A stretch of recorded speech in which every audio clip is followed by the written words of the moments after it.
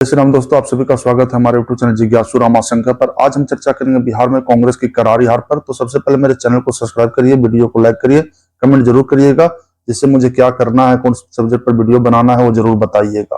तो चलिए शुरू करते हैं। कांग्रेस 60 सीटों पर चुनाव लड़ी थी, मात्र 6 सीटें जीत पाई। इसका एक सबसे बड़ा वजह पता चला कि महागठबंधन में खुद का कोऑर्डिनेशन ही नहीं था। आप देखेंगे कि 11 सीट पर महागठबंधन आपस में ही जाकर के फाइट किया है। लोग इसको राजनीति में दोस्ताना फाइट बोलते हैं, मगर मैं कहता हूं कि दो लड़ाई के भी दोस्ताना होता है क्या? मैं जिसे एक दोस्त कहूं और उसके साथ में मुक्का मुक्की मारा पिट्टी गो फायरिंग कर दूं, तो क्या मैं उसे दोस्त कहूंगा या वो मेरा दोस्त है? नहीं। राजनीति में अगर जहां भी या कहीं भी अगर झगड़ा झंझट अगर हो रहा है, फाइट हो रहा है, तो कोई दोस्ताना फाइट नहीं होता है। इसलिए राजनीति में फ्रेंडली फाइट या दोस्ताना फाइट जैसे वर्ड होने ही नहीं चाहिए। ये बहुत जाके घटिया और वाहियात शब्द है। तो 11 सीट पर दोस्ताना फाइट, तथा कथित दोस्ताना फाइट हुआ, जिसमें से जैसे उदाहरण के लिए दे दें, एक जगह अगर मान लेते हैं कांग्रेस खड़ी है तो उसके अपोजिट जाकर के राजद खड़ी है। एक जगह अगर राजद खड़ी है तो जाकर दूसरे जगह वीआईपी यानी विकासशील इंसान पार्टी खड़ी है। यानी दोनों ही दल आपस में गठबंधन किए हुए हैं, मगर आपस में एक दूसरे के खिलाफ चुनाव लड़ रहे हैं, और इसे राजनीति में दोस्ताना फाइट कहा गया। अरे भाई, कौन सा दोस्ताना फाइट है? जब तुम उसके खिलाफ प्रचार कर रहे हो, उसके खिलाफ प्रचार कर रहे हो, तो दोस्ताना हुआ आखिर कहां? तो महागठबंधन में खुद में ही एकता नहीं था। आज 243 सीट का बंटवारा हुआ एनडीए गठबंधन में, और एनडीए गठबंधन में कहीं भी दोस्ताना या फ्रेंडली फाइट नहीं हुआ। सब एक दूसरे की मदद की। अगर 101 सीट पर जदयू लड़ा तो 101 सीट पर भाजपा लड़ा। कहीं भी ऐसा नहीं हुआ कि कोई उसके खिलाफ जाकर के चुनाव लड़ गया। महागठबंधन में यही हुआ जाकर के 11 सीट पर एक दूसरे के खिलाफ लड़ गए। और कांग्रेस का एक और पतन का सबसे मूल वजह है तो तत्कालिक केवल बिहार का कारण है। कांग्रेस पिछले करीब अगर देखा जाए तो 40 वर्षों से बिहार में जाकर के एक मजबूत सरकार का बाट जोह रही है, और इसका सबसे बड़ा वजह रहा कांग्रेस का नेतृत्व। आज जो नेतृत्व है राहुल गांधी के अधीन में, ऐसे तो उसके राष्ट्रीय अध्यक्ष मल्लिकार्जुन खड़गे जी हैं, मगर वे बुजुर्ग हैं और पार्टी में अभी भी गांधी परिवार का ही दबदबा है, और हमेशा से है और रहेगा भी। तो गांधी परिवार का नेतृत्व अभी राहुल गांधी कर रहे हैं। अब राहुल गांधी जी का एक सबसे बड़ा समस्या क्या है कि वे राजनीति में उसे एक बस समझिए तो टाइम पास बना के रख दिए हैं। चुनाव से 10 दिन पहले एक्टिवेट होते हैं और काउंटिंग के 10 दिन पहले गायब भी हो जाते हैं। आज कहीं भी जाकर के बिहार चुनाव में देखिए तो राहुल गांधी की उपस्थिति आपको लगातार 3-4 महीने नजर नहीं आएगा। हाँ, किसी के कहने पर तालाब में भी कूद गए, मछली भी मारे, मछली जरूर मिल गया, मगर बेचारे जिस पार्टी के साथ वो मछली मारने कूदे थे वो पार्टी विकासशील इंसान पार्टी, उसे एक भी सीट नहीं मिला। आज कांग्रेस का हालत यही है कि उसे ऐसे पार्टी के साथ गठबंधन कर रहा है जो एक सीट भी नहीं जीत सकता है। विकासशील इंसान पार्टी, मुकेश सहनी उसके जो अध्यक्ष हैं, उनका हाल है कि अपने जितने भी वे सीटों पर चुनाव लड़े सब पर जाकर के वे हार गए, और अपने आप को मुख्यमंत्री पद का दावेदार मानते थे कि हम उप मुख्यमंत्री बनेंगे। डिप्टी सीएम अंग्रेजी में उसको बार बार बोल रहे थे। अब तो उप मुख्यमंत्री कोई बोलता नहीं है, सीधे डिप्टी सीएम बोल रहा है। तो ये डिप्टी सीएम का जाके खुद के जो दावेदार कर रहे हैं, आज उसकी हालत क्या है कि एक सीट भी नहीं जीत पाए। उनके बहुत से तो मैंने कैंडिडेट का जमानत जब्त हो गया। अब जमानत जब्त यही जान लीजिए कि मान लेते हैं कहीं वोट पड़ा जाकर के, कुल डाले हुए वोट पड़ा 1 लाख 1.5 लाख, अब उसका वोट आ रहा है 8,000 जाकर के 7,000, तो उसको जमानत जब्त हो जाता है। जमानत जब्त होने के लिए कुल डाले हुए वोटों का कम से कम 6वां हिस्सा प्राप्त होना चाहिए, तभी जमानत बचती है। ये बहुत कम लोगों को पता है कि जमानत जब्त कैसे होती है। तो कुल डाले हुए वोटों का अगर 6वां हिस्सा भी प्राप्त अगर नहीं किए हैं तो जमानत उस कंडीशन में जब्त हो जाती है। कुछ सरकार सिक्योरिटी मनी रखती है, उसी को जमानत जब्त बोलते हैं। तो आज हालत क्या है जाकर के कि उसके पार्टी के जितने भी कैंडिडेट हैं, अधिकांश कैंडिडेटों का जाकर तो जमानत जब्त हो गया। तो ऐसे लोगों के साथ उसका गठबंधन करना पड़ रहा है कांग्रेस का। गठबंधन क्यों करना पड़ रहा है, मैं पहले ही बोल रहा हूं कि मैं आज हार का कारण का चर्चा करूंगा। तो कांग्रेस का जो पहले जनाधार था आज के 40-50 साल पहले, वो सभी धर्मों जातियों में था।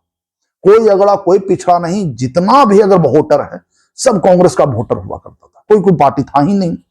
तो कांग्रेस की नीतियों की वजह से ही क्षेत्रीय दलों का उदय भी हुआ। कांग्रेस की नीतियां पहले क्या था कि वे राज करते थे एकदम बिल्कुल माने एक बस कड़े से, एकदम कड़े से।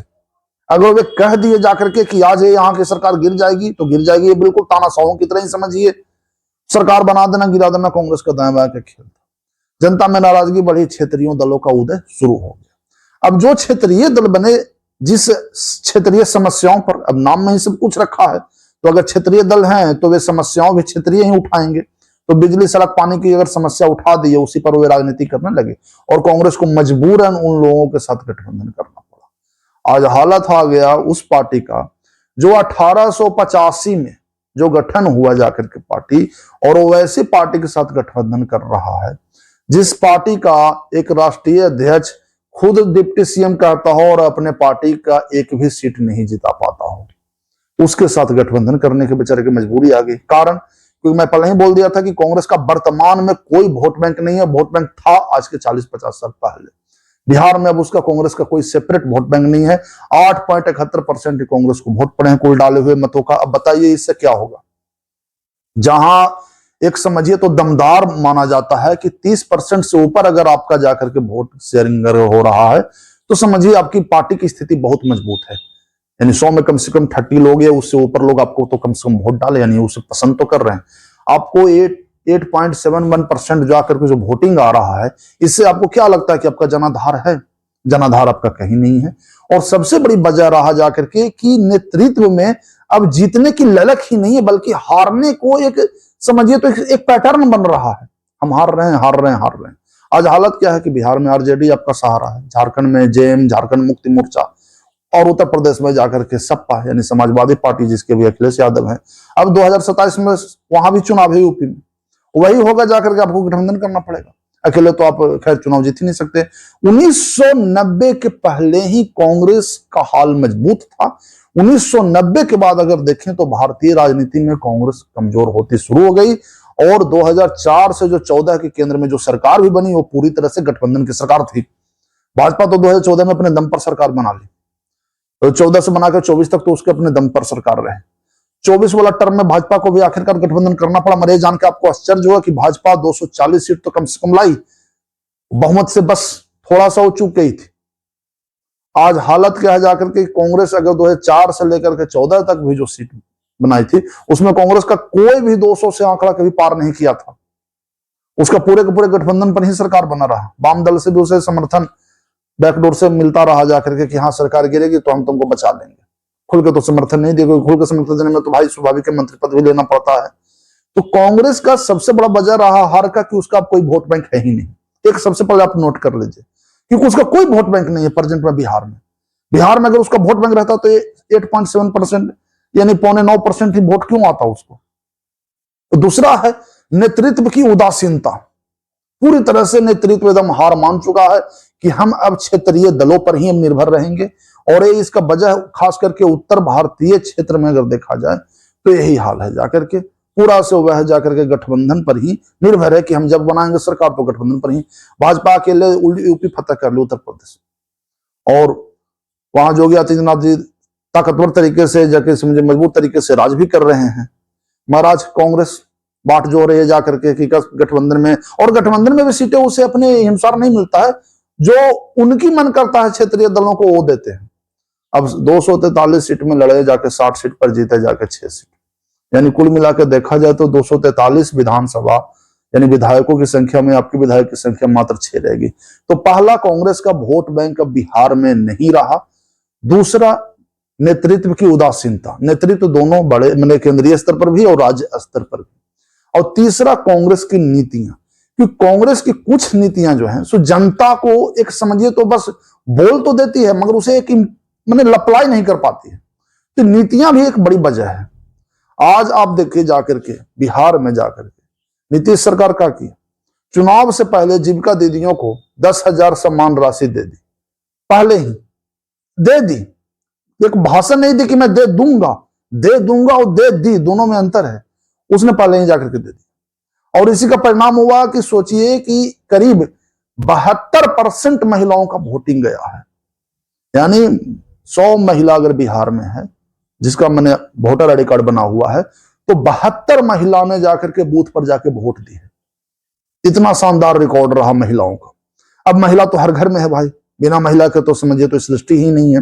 तो जिस घर के महिला को अगर 10,000 रुपया अगर सरकार डायरेक्ट कैश दे दे, तो क्या उस घर के पुरुष भी एहसान और मतलब एक अच्छा जिम्मेदारी नहीं महसूस करेंगे? तो वोट किसको देंगे? तो जो उसको दिया है। किस लिए वोट दिया गया भाई? कि ये जो मुझे रकम है ये और मिले और साथ ही साथ हमारा विकास हो, डेवलपमेंट हो।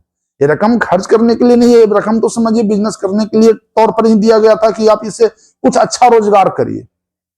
जीविका दीदियों को जो दिया गया वो जीविका करने के लिए दिया गया, ऐसा नहीं कि आप 10,000 सरकार दी तो उसको साड़ी कपड़ा लत्ता खाना पीना घूमना में खर्च कर दे। सरकार इसके लिए पैसा कभी भी इस इरादे से तो नहीं देती है भाई, देना भी नहीं चाहिए। वो डेवलपमेंट के इरादे से ही देती है, चाहे जिस मद में दे भाई। हाँ भाई, लाडली बहना योजना भी अगर दे रहा है तो कुछ अच्छे सोच के ही देती है, मगर आप उसे जिस तरीके से उड़ा दें। तो सरकार का यहाँ सोच था कि हम भाषण नहीं, हम पहले दे देंगे उसके बाद जाके करें। तो नीतीश सरकार की जीत का ही वजह रहा। कांग्रेस का ही रहता है कि अगर कहीं भी घोषणा कुछ कर भी देती है तो उसे अप्लाई नहीं कर पाती। तो एक बड़ा वजह रहा जाकर के ये भी कि आखिरकार कांग्रेस बिहार में क्षेत्रीय दलों पर निर्भरता उसका दिन प्रतिदिन बढ़ता जा रहा है, क्योंकि वोट बैंक तो अब उसका था ही नहीं जाकर के अभी पिछले 40 साल से, और इस चुनाव में तो कहीं दिख भी नहीं रहा है। जो वोट भी मिला क्षेत्रीय दलों का, और महागठबंधन में आपसी फाइट भी है जाकर। अब बताइए कि 11 सीट पर जो एक समझे, मैं तो फिर से बोलता हूं कि दोस्ताना फाइट नहीं है, मैं राजनीति में शब्द अगर घुसा हुआ है तो अगर उसी शब्द को लेके चले कि तथाकथित तो दोस्ताना फाइट जो हुआ है 11 सीटों पर, वहां जाकर के किसकी जाकर के जीत होगी? तो स्वाभाविक है जो तीसरा पार्टी होगा उसी की जीत होगी। और इन सभी पर जाकर के जदयू भाजपा ने जोरदार तरीके से वापसी की। आप ये हालत देख लीजिए कि अगर मान लेते हैं विकासशील इंसान पार्टी लड़ रही है और उसके खिलाफ राजद लड़ रही है, तो वोट किसका कट रहा है? दोनों एक दूसरे का। तो जो भाजपा का वोट है, जो नीतीश कुमार का वोट है, वो तो स्वयं एक तरफा चला गया, तो जीत हो गई उसकी। और यही कारण भी रहा जाकर कि महागठबंधन का इतना बुरी तरह से परास्त होने का। जो पार्टी के अभी 15 साल लगातार राज की राजद, आज उसकी हालत है कि 25 सीट पर सिमट गई। जो पार्टी इस देश में उतनी बड़ी लंबे समय तक राज की, आज वो है कि 6 सीट पर सिमट गई। तो यहाँ कांग्रेस का एक सबसे बड़ा वजह रहा कि उसे ऐसे दलों के साथ भी गठबंधन करना पड़ा जिसका भी जनाधार सिकुड़ता गया। और एक पार्टी का तो ऐसा रहा कि कोई जनाधार ही नहीं है, पता नहीं हो किस आधार पर डिप्टी सीएम खुद को प्रमोट कर रहे थे। एक सबसे बड़ी वजह है कांग्रेस की, एक समझिए खुद सोचे कि मैं कहां केंद्र में प्रधानमंत्री अपने परिवार से छोड़ करके दूसरे को मैं बना देता हूं। मनमोहन सिंह को बनाया गया, वो गांधी परिवार के तो मेंबर नहीं थे, और आज हालत मेरा उसी पार्टी का है कि मैं गठबंधन ऐसे दल के साथ कर रहा हूं जो एक विधायक तक नहीं जिता पाता। तो ये कांग्रेस के लिए चिंता करने की बात है कि आपका गठबंधन क्यों ऐसे दलों के साथ हो रहा है कि आपका सहयोगी एक सीट भी नहीं जीतता। और चुनाव से पहले तो अपने आप को डिप्टी सीएम प्रमोट किए हुए था कि हमें डिप्टी सीएम ही चाहिए। 60 सीट पर कांग्रेस चुनाव लड़ी, कांग्रेस के किसी नेता ने डिप्टी सीएम के लिए बयानबाजी नहीं किया। इसके लिए मैं प्रशंसा करूंगा बिहार कांग्रेस के नेताओं को। मगर सोचिए कि 14-15 सीट पर लगभग लड़ी है जाकर के विकासशील इंसान पार्टी, सारी सीटें हार गई। और उससे पहले जाकर के कि हमें डिप्टी सीएम बना दो, ये कहां का जाकर के है भाई तुम्हारी राजनीति? पहले जीत तो जाओ, सरकार तो बना लो। तुम्हारा उपयोगिता रह करके तुम्हें जरूर बना दिया जाता। तेजस्वी यादव चाहते तो जरूर बनाते, पहले वो खुद तुम मुख्यमंत्री बनते। मगर तुम्हारा है भाई कि हमारा तो कोई वोट बैंक है ही नहीं। झूठा है जाके एक ट्रेंड चल गया है, जाके son of Bihar, son of Mallah type के एक ट्रेंड जो बनाया गया है, एक तथाकथित ट्रेंड है। बिहार की आबादी 13 करोड़ से ऊपर है भाई, सभी उसके बेटे बेटी हैं, कोई इकलौता बेटा बेटी नहीं हो सकता। तो कांग्रेस का यही सबसे बड़ा हार का रीजन रहा कि पहला रीजन उसका एक अब स्पेसिफिक वोट बैंक नहीं रहा, दूसरा रीजन रहा नेतृत्व की उदासीनता, और तीसरा रीजन रहा उसके किए हुए वादे को पूरा न होना। तो कुल मिलाकर देखिए तो ये 3 सबसे बड़े रीजन रहे बिहार में, जिसमें सबसे बड़ा रीजन यही है कि उसका अब कोई वोट बैंक ही नहीं है। अगर नेतृत्व अगर जागरूक भी हो जाए तो ये 8%, 8.71%, 9% जो वोट पड़ा है उसे आप कितना करेंगे? बहुत से ज्यादा करेंगे, 1.5 से 2 गुना करेंगे। मगर सबसे पहले आपको अपना वोट बैंक ही बढ़ाना होगा, तभी जाकर के कुछ हो पाएगा। और इसके लिए नेतृत्व को जागना होगा। फिर इसके लिए वही तीसरा रीजन है, आप जो वादे करते हैं उसे पूरे करने होंगे। तो ये 3 सबसे बड़े कारण है बिहार में कांग्रेस के हार का। आशा करता हूं आपको मेरा वीडियो अच्छा लगा होगा। इसे लाइक करिए, चैनल को सब्सक्राइब करिए, शेयर करिए, कमेंट करिए। धन्यवाद।